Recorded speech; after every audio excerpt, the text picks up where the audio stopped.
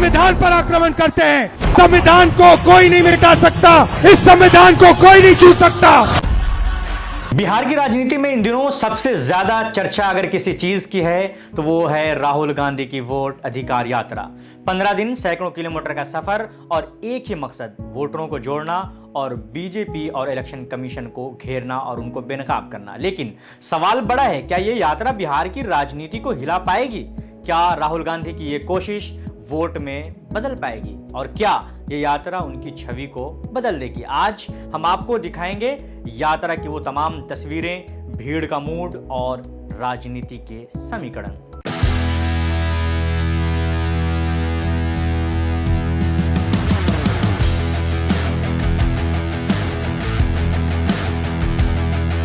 बिहार का एक वोट नहीं चोरी करने देंगे। 17 अगस्त को सासाराम से शुरू होता है वोट अधिकार यात्रा। 15 दिन तक ये चलने वाली है और पटना में खत्म होगी। पहले दिन राहुल गांधी सासाराम के एसपी जैन कॉलेज से निकले और औरंगाबाद पहुंचे। दूसरे दिन यात्रा औरंगाबाद से गया जिले तक गई और 3 जिले और करीब 160 किलोमीटर का रास्ता अब तक तय किया जा चुका है। लेकिन ये यात्रा राहुल गांधी की भारत जोड़ो यात्रा जैसी नहीं है, उससे थोड़ी सी अलग है। भारत जोड़ो यात्रा में राहुल गांधी करीब 3500 किलोमीटर पैदल चले थे, लेकिन यहां बिहार में राहुल का सफर ज्यादातर गाड़ियों और रोड शो के जरिए है। वो इसलिए क्योंकि समय बहुत कम है चुनाव में, यानी रणनीति अलग है, अंदाज बिल्कुल अलग है। पहले दिन राहुल गांधी के साथ कांग्रेस अध्यक्ष मल्लिकार्जुन खड़गे भी दिखे, लालू यादव भी दिखे।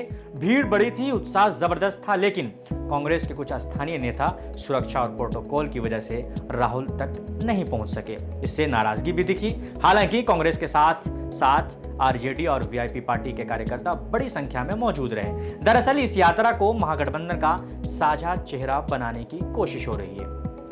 आरजेडी ने तो अपने नेताओं को 2 हिस्सों में बांट दिया है। कुछ राहुल का स्वागत करने पहुंचते हैं तो कुछ लालू और तेजस्वी की सभाओं में जुटते हैं। यानी संदेश साफ था, राहुल का चेहरा और आरजेडी का संगठन दोनों साथ साथ।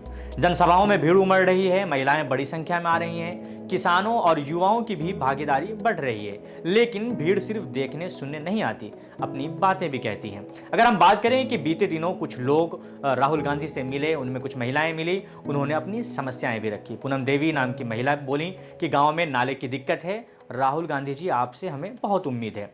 इसी तरह तपेश्वरी देवी ने भी कहा कि घर और पेंशन नहीं मिला है, राशन भी 2 महीने से अटका हुआ है, आप ही कुछ कीजिए। पूर्व सैनिक दिनेश राय ने गुस्से का इजहार किया और कहा कि हमारे परिवार के वोट काट दिए गए हैं, कोई सुनवाई नहीं हुई, इसलिए हम राहुल गांधी की यात्रा से जुड़े हैं और हम आपसे उम्मीद भी कर रहे हैं। लेकिन तस्वीर का दूसरा पहलू भी है। भीड़ में जब कांग्रेस के समर्थकों से पूछा गया कि क्या राहुल गांधी को आप नेता मानते हैं, क्या आप मुख्यमंत्री बनाना चाहते हैं, तो जवाब बड़ा दिलचस्प आया कि राहुल जी अच्छे नेता हैं, हम उन्हें मुख्यमंत्री नहीं बल्कि प्रधानमंत्री बनाने की सोच रहे हैं, लेकिन मुख्यमंत्री तो बिहार में तेजस्वी यादव को ही बनाना है। यानी राहुल गांधी यात्रा का चेहरा जरूर है बिहार के अंदर, लेकिन असली ड्राइविंग सीट पर तेजस्वी यादव नजर आ रहे हैं। और जैसे ही मंच पर भाषण खत्म होता है, राहुल, लालू और तेजस्वी के जाने के बाद भीड़ का बड़ा हिस्सा भी लौट गया। लोगों ने कहा कि हम नेताओं को सुनने आए थे, सुन लिया, जब वापस अब हम घर जा रहे हैं। आज यात्रा का 6ठा दिन है। राहुल गांधी का काफिला मुंगेर से भागलपुर पहुंचा, लेकिन यहां विवाद भी खड़ा हो गया। दरअसल मुंगेर के घोरघट में 20 फीट ऊंची भीमराव अंबेडकर की प्रतिमा का अनावरण होना था।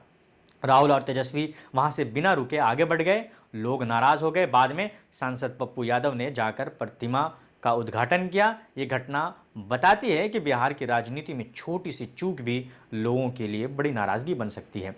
इसके अलावा यात्रा के दौरान राहुल और तेजस्वी खानकाह रहमानी के मौलाना से मिले, औरंगाबाद के प्राचीन देव सूर्य मंदिर में भी दर्शन किए। यानी रणनीति साफ है कि हर वर्ग, हर समुदाय को जोड़ने की कोशिश हो रही है।